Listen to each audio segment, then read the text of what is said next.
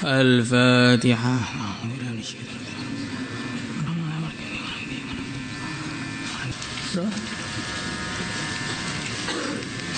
2038.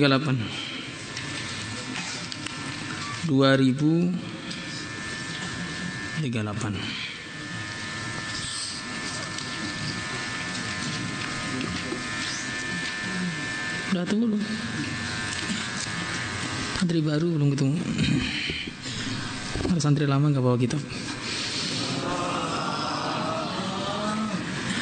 Bismillahirrahmanirrahim. Thawabu haubillahi azza wa jal. Pahala takut kepada Allah azza wa jal. Wa khasyatihi, dan takut kepada Allah. Wa khawfi iqabihi, dan khawatir takut kepada azabnya Allah. Di dalam kehidupan ini sudah sering kita mendengar namanya khauf dan roja. Orang harus selalu khauf dan senantiasa roja. Sebenarnya apa hakikat dari khauf dan roja itu? Khauf dan roja itu diibaratkan kalau dalam sebuah kendaraan itu adalah gas dan remnya. Apabila kendaraan itu hanya diinjak pedal gasnya saja tanpa ada rem sama sekali, maka kendaraan itu dengan akan sangat cepat terjebur ke dalam jurang dan semua orang yang di situ hancur semuanya. Begitu juga kalau kendaraan itu hanya direm saja, maka ya kendaraan tidak akan mendatangkan kita, tidak akan mengantar kita kemana saja. Ya begitu aja, sudah diem depan rumah. Sampai hari kiamat pun ya begitu aja. Tidak akan kemana-mana karena hanya remnya yang diinjak. Maka orang harus senantiasa khauf dan senantiasa roja. Roja itu apa? Ringkasnya, karena bukan babnya. Roja itu ringkasnya adalah mengharap kebaikan yang ada di sisi Allah setelah dia mengamalkan perintah Allah. Ya, roja itu mengharap satu kebaikan yang ada di sisi Allah setelah dia mengamalkan perintah Allah. Setelah sholat, dia mengharap pahalanya sholat. Setelah ngaji 10 tahun, genep 10 tahun, dia mengharapkan jadi seorang ulama besar, bukan hanya besar perutnya. Jadi ulama yang besar betul. Ilmunya besar, sabarnya besar, syukurnya besar, pengaruhnya besar, takwanya juga sangat besar. Ini namanya roja. Tetapi kalau diam saja terus mengharapkan kebaikan dari Allah, itu namanya ngelamun. Orang diam saja kemudian mengharapkan kebaikan yang datang dari Allah, itu namanya ngelamun. Seperti sebagian santri yang merasa nanti suatu saat akan pinter sendiri. Banyak. Nanti kalau saya sudah 8 tahun di pondok, pasti pinter sendiri. Ternyata pinter kalau sendirian.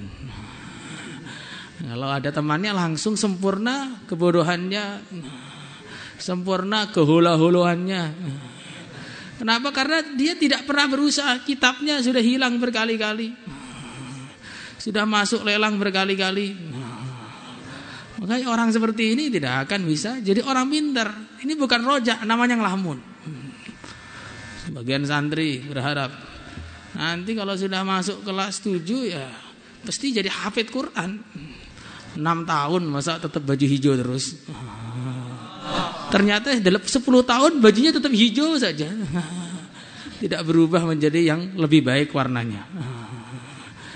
Ini apa? Ini semuanya adalah orang-orang yang ngelamun, bukan orang yang roja. Orang yang roja adalah orang yang setelah mengerjakan satu perintah Allah, dia mengharapkan anugerah dari Allah. Setelah menghafalkan Quran, berharap bisa jadi hafidh Al-Quran. Setelah sholat malam, berharap bisa meningkatkan derajatnya di sisi Allah. Setelah dia sedekah, berharap itu bisa jadi pelindung dia dari api neraka. Dan seterusnya dan seterusnya. Ini namanya roja. Tapi kalau setelah maksiat tanpa tobat sama sekali, langsung mengatakan Allah kan Maha Pengampun. Nah, ini namanya orang ngelamun. Nah, sedangkan kalau khauf itu khawatir, takut kepada Allah, takut kepada siksa Allah, takut dengan ancaman-ancaman dari Allah. Sehingga dengan adanya khauf yang dalam hati bisa membuat kita menahan diri dari mengerjakan mengerjakan perkara-perkara yang dilarang oleh Allah Subhanahu wa taala. Kenapa toh kita ini kok harus selalu khauf? Al-Imam Al-Ghazali mengatakan seorang itu harus selalu khauf karena dia ini punya musuh yang selalu mengintai dia. Bukan musuh berupa orang yang membawa senjata, tidak. Bukan musuh yang membawa nuklir, tidak. Musuhnya ada di dalam diri sendiri, yaitu nafsu dia. Nafsu itu begitu menjadi musuh terbesarnya manusia dan sudah banyak menghancurkan manusia, bahkan pernah berprestasi menyesatkan setan. Jadi prestasi tertingginya nafsu ini bukan hanya menyesatkan manusia, iblis pun kalah dengan nafsunya. Ketika iblis diperintah oleh Allah Subhanahu wa taala untuk sujud kepada Nabi Adam, dia enggan. Kenapa dia enggan? Kalah dengan nafsunya. Jadi iblis itu bisa kalah dengan nafsunya. Nafsu bisa mengalahkan iblis yang super buruk. Apalagi kita, kalau kita tidak menanamkan perasaan khauf dalam hati terus menerus, maka nafsu ini akan selalu menggoda kita untuk berbuat buruk lagi, berbuat buruk lagi, berbuat buruk lagi dan lagi tanpa ada ujungnya. Tanpa ada ujungnya. Jadi kata para ulama, tidak ada namanya nafsu itu bisa dituruti, tidak ada. Saya nggak masuk kelas hari ini aja, maka ya besok pengen nggak masuk kelas lagi. Saya malam ini nggak usah tahajud, malam ini saja. Nanti besok nggak tahajud lagi. Saya hari ini nggak bikin sabak, ya besok nggak bikin lagi. Saya malam ini nggak usah manzil lah, capek masa tiap hari baca Quran terus. Sekali-kali baca komik dong. Maka ya besoknya dia tidak akan baca Quran lagi dan lagi. Nggak, salah satu ulama pernah, beliau ini rajin tahajud. Ketika beliau rajin tahajud, oleh keluarganya dibelikan kasur baru yang begitu empuk. Karena kasurnya begitu empuk, maka akhirnya ketiduran. Malam itu nggak salat tahajud. Pagi-pagi kasur barunya langsung dibakar. Langsung dibakar. Maka beruntung santri nggak punya kasur, sehingga nggak ketiduran. Yang sudah nggak pakai kasur saja, itu masih banyak yang ketiduran. Tidur di belakang situ, waktu istighosah megang alas. Itu padahal belum punya kasur. Bagaimana kalau sudah punya kasur? Apalagi kasur hidup. Wah, gak kuat tahajud sama sekali nanti. Kasur hidup atau ya udah ngaji sore.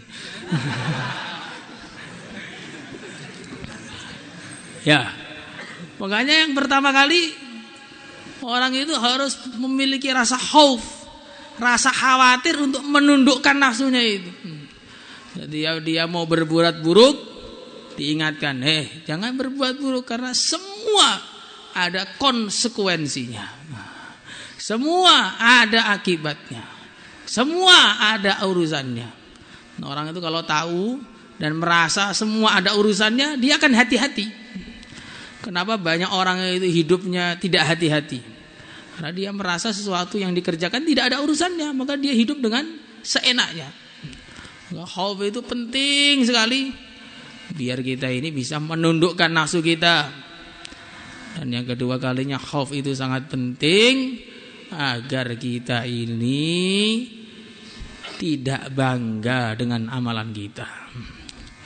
Allah Subhanahu wa taala berfirman, walladzina yu'tuna ma ataw wa qulubuhum wajilatun annahum ila rabbihim raji'un. Ada orang-orang yang telah mengerjakan apa yang mereka kerjakan dan hatinya itu takut terus, karena takut akan dikembalikan kepada Allah. Maka para sahabat tanya, atau salah satunya kalau nggak salah Sayyidah Aisyah tanya kepada Nabi, siapakah orang-orang yang takut setelah melakukan amalan itu ya Rasulullah sallallahu alaihi wasallam? Apakah orang yang bermaksiat ini, bermaksiat itu, melanggar ini, melanggar itu? Bukan itu. Yang dimaksud dalam ayat ini adalah orang-orang yang habis amal ini, amal itu, tapi dia khawatir amalannya tidak diterima oleh Allah. Ini orang bisa bangga, saya sudah begini, saya sudah begitu, pernah infak begini, pernah infak begitu, pernah berjuang di sini, pernah berjuang di situ. Ngomong seperti itu tuh sebabnya satu saja, dia nggak pernah takut kalau amalannya itu nggak diterima. Padahal siapa yang tahu kalau amalan itu sudah diterima kalau belum mati? Orang itu kalau khauf di dalam amal itu ibaratnya seperti orang yang melayangkan surat lamaran. Melayangkan surat lamaran kepada wanita yang sudah diidam-idamkan. Maka selagi belum ada jawaban yang mengatakan iya diterima, maka hatinya akan terus berdegup kencang terus. Diterima enggak ya? Diterima enggak ya? Makan enggak enak, tidur enggak nyenyak. Melihat apa saja ingatnya kepada yang menunggu jawabannya tadi. Itu ibaratnya begitu. Lah begitu juga orang iman. Orang tua iman tuh amal, dia nggak akan tahu amalnya diterima atau enggak sebelum dia akhirnya berjumpa dengan Allah. Kalau Allah Subhanahu wa taala sudah berfirman, "Uhilla 'alaikum ridha'i fala ashatu lakum ba'dahu abada."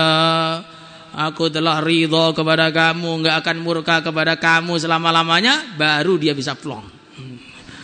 Orang iman itu tidak bisa senyum, apalagi tertawa terbahak-bahak sebelum dia itu berjumpa dengan Allah. Salah satu perawi di Muslim diceritakan, beliau ini bersumpah, saya tidak akan senyum, tidak akan ketawa sampai saya melihat tempat saya nanti di akhirat di mana, surga atau neraka. Maka selama dia hidup tuh kelihatan cemberut, sedih terus. Nggak pernah kelihatan ceria, kayak baru kena musibah terus. Lah begitu mati langsung senyum seketika. Itu yang kita cari di dunia ya, senyum ya tentu. Kalau ada lawan bicaranya senyum, jangan sampai ketemu tembok senyum. Di dunia senyum dapat pahala, asal bukan senyuman yang menggoda. Ya, di dunia boleh senyum, tapi perbanyaklah menangis. Falyadhaku qalila walyabku katsira. Banyaklah menangis, banyak menangis. Nanti kalau kita banyak menangis di dunia, akan banyak tertawa di akhirat. Tapi kalau kita banyak tertawa di dunia, maka naudzubillah akan banyak tertawa di akhirat. Banyak nangis di akhirat. An Anas radhiyallahu anhu qala Rasulullah sallallahu alaihi wasallam, yaqulu Allah azza wa jalla, Allah azza wa jalla berfirman, ahriju, keluarkanlah kalian semua wahai para malaikat, minan nari, dari api neraka, man, orang, zakaroni, yang pernah berzikir kepada, mengingat aku, yauman, pada suatu hari, au khafani, atau dia takut kepada aku, fi maqamin, pada suatu tempat. Rawahu Tirmidzi wa qala hadisun hasan. Orang itu kalau takut kepada Allah, takutnya kepada Allah itu akan menyelamatkan dia di dunia ini sebelum di akhirat. Karena kalau takut nggak akan berani orang itu berbuat yang macam-macam. Kita takut nyentuh api, ya karena takut terbakar. maka nggak pernah kita mau deket-deket dengan api. Kita takut mati keracunan, maka nggak akan pernah nyoba-nyoba minum baygon. Nggak ada santri nyoba, ini tes dulu kekebalan, nggak ada yang pernah nyoba. Maka kalau kita takut dengan siksa Allah Subhanahu wa taala, tentu kita gak akan coba-coba untuk melakukan kemaksiatan. Di dunia rasa takut kepada Allah akan bermanfaat kepada kita. Ya, di dunia akan bermanfaat kepada kita karena menghalangi kita dari semua perkara-perkara yang dilarang oleh Allah.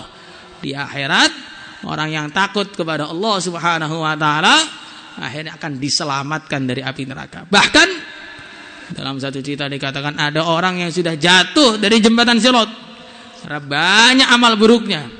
Tiba-tiba begitu tinggal sedikit lagi masuk neraka, ada air yang mengangkat dia langsung dibawa ke surga. Orangnya kaget, apa ini air, apa ini yang bisa menyelamatkan aku? Ini air matamu yang karena kamu takut kepada Allah. Maka orang itu menangis itu penting. Menangisi dosa-dosa, menangis karena takut kepada Allah. Karena di antara tanda-tanda orang yang celaka dikatakan oleh Nabi, jumudul ain, mata yang tidak pernah menangis sama sekali atau susah sekali menangis, itu adalah bagian dari tanda-tanda orang mau celaka. Jadi kalau orang nggak pernah nangis sama sekali, ya itu bahaya besar itu. Di zaman sekarang, karena jauhnya kita dari agama, kalau lihat orang menangis malah cengeng sekali, sudah tua masih nangis, malah digitukan karena saking jauhnya kita dari agama. Atau yang sedang doa nangis, orang itu doa biasa saja, nggak usah nangis-nangis begitu kayak anak kecil saja. Jadi orang zaman sekarang itu saking jauhnya dari agama, yang baik dianggap buruk, yang buruk malah dianggap baik. Yang nangis di masjid dimarahin, yang tertawa-tawa di pojok sana nggak ada yang negur satupun. Di sebelah sana itu kalau mau sholat tuh banyak yang ketawa-tawa, bayi-bayi itu. Kadang-kadang bayi berjenggot juga sebagian. Wa Nabi Hurairah radhiyallahu taala anhu anin Nabi sallallahu alaihi wasallam bima yarwihi an rabbih, dalam bima yarwi an rabbi azza wa jal annahu qala, bahwasanya Allah berfirman, wa izzati, demi kemuliaanku, la ajma'u, aku tidak akan mengumpulkan ala abdi, atas hambaku, khaufaini, dua rasa khawatir, wa amnaini, dan dua rasa aman. Idza khafani fid dunya, ketika dia takut kepada aku di dunia, amantuhu yaumal qiyamah, aku akan menjadikan dia merasa aman pada hari kiamat, yaumal qiyamati, pada hari kiamat. Wa idza aminani fid dunya, kalau dia merasa aman dariku ketika hidup di dunia, ahaftuhu, aku akan membuat dia khawatir, membuat dia ketakutan, yaumal qiyamati, pada hari kiamat. Rawahu Ibnu Hibban. Bagaimana caranya biar kita itu bisa takut kepada Allah? Caranya biar bisa takut kepada Allah, kata para ulama, langkah pertama adalah dengan mengingat-ingat dosa kita. Kita itu merasa baik itu kenapa? Ya karena kita lupa dengan dosa-dosa kita.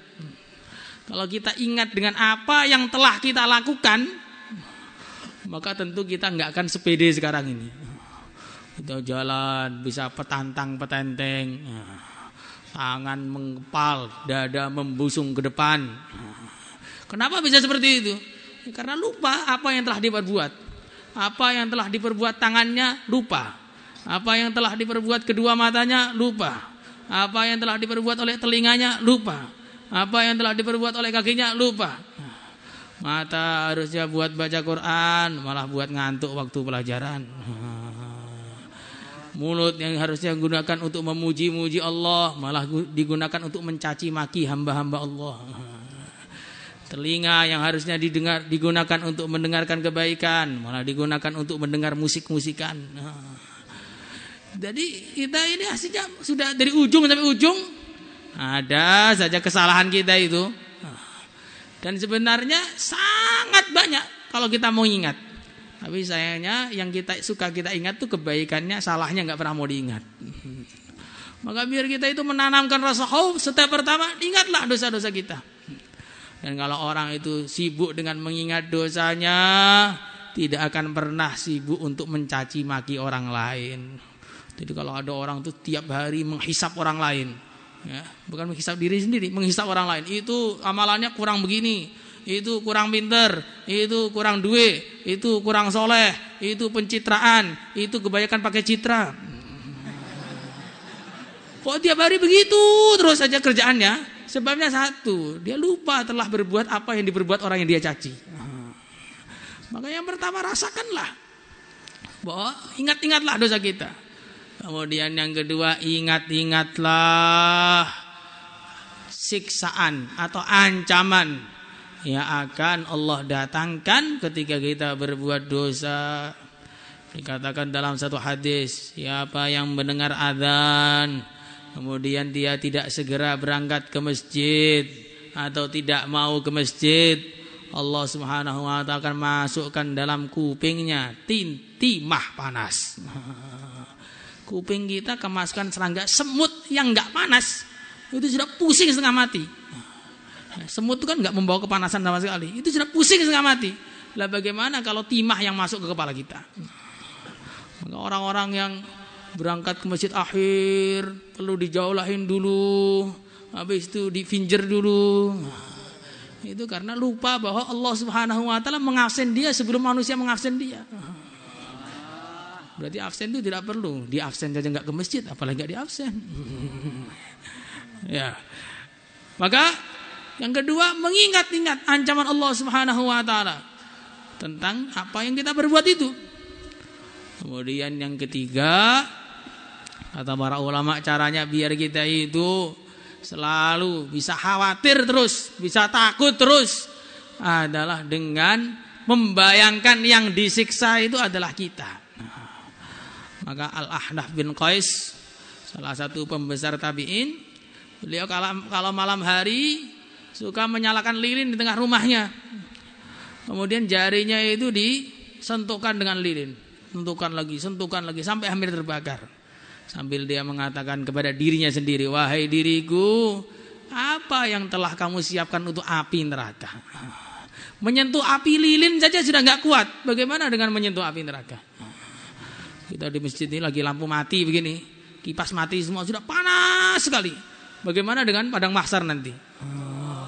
Matahari didekatkan di atas kepala kita, tentu lebih panas lagi. Dan itu semua akan terjadi. Kita malam tidur di masjid, digigitin nyamuk, sudah nggak bisa tidur. Padahal baru nyamuk, bagaimana kalau digigitin kalajengking di neraka? Lebih mengerikan lagi. Semoga Allah menjaga kita semua. Maka rasakan lagi. Karena yang paling bisa menasihati diri kita adalah diri kita. Kalau orang lain itu hanya menyampaikan, mungkin kuping bisa tidak mendengar. Tapi kalau diri kita menasihati diri kita, itulah kebanyakan ceritanya orang tobat itu ketika dirinya sadar. Kalau belum dirinya sadar, ya mau disadarkan bagaimanapun ya nggak bakal sadar. Kemudian yang keempat kalinya, ingat-ingatlah firman Allah, ya, innallaha fa'al lima yurid. Ingat-ingatlah bahwa Allah itu berhak melakukan apa saja kepada siapa saja tanpa ada yang bisa bertanya apa sebabnya. Jadi urusan kita hidup di dunia ini bukan urusan dengan presiden, bukan urusan dengan menteri, bukan urusan dengan polisi, bukan, urusannya itu dengan Allah, yang Allah itu tidak bisa diatur oleh siapapun. Kita taat terus, bisa saja tetap masuk neraka. Maksiat terus, bisa juga masuk surga, terserah Allah. Maka para nabi, para rasul, siddiqin, para sahabat, asyarah mubasyarah bil jannah, yang sudah yakin masuk surga itu masih takut terus. Karena Allah bisa saja merubah dan orang gak bisa protes. Nah, kita kan hamba Allah, mau diapain saja masuk neraka semua. Seluruh makhluk dimasukkan neraka semua, iya, gak bisa protes, gak bisa demo. Kalau sama manusia bisa demo, ini tidak sesuai dengan keadilan. bisa ngomong begitu. Kalau dengan Tuhan tidak bisa ngomong begitu. Tidak sesuai apanya. Semua adalah makhluk. Semua masuk neraka pun Allah tidak peduli sama sekali. Makanya kita harus terus merasakan 4 perkara ini sehingga bisa khawatir terus. Kalau bisa khawatir terus, bisa menjaga diri terus. Kalau bisa menjaga diri terus, fa amma man khafa maqama rabbih wa nahan nafsa 'anil hawa fa innal jannata hiyal ma'wa. Siapa yang bisa menahan dirinya, maka surga adalah tempat akhirnya. Semoga kita ditolong semuanya. Maulaya shalli wa sallim daima ala habibika khairil khalqi kullihim huwal habibul ladzi turja syafa'atuhu li kulli hawlin minal ahwali mutahim ya rabbi bil mustafa balligh maqasida اغفر لنا ما مضى يا واسع الكرم يا أرحم الراحمين يا أرحم الراحمين يا أرحم الراحمين بر مسلم يا عالم السر منا لا تأتك الستر عافنا واعفو عنا كن لنا حيث كنا اللهم صل على سيدنا محمد وعلى آل سيدنا محمد الحمد لله رب العالمين اللهم انفعنا ما علمتنا وعلمنا ما ينفعنا وزدنا علما الحمد لله على كل حال ونعوذ بالله من حال أهل النار اللهم ارحم سيدنا محمد اللهم اغفر لأمة سيدنا محمد اللهم ارحم سيدنا محمد اللهم ابعث فيهم سلطانا نصيرا صلى الله على سيدنا مولانا محمد والحمد لله رب العالمين.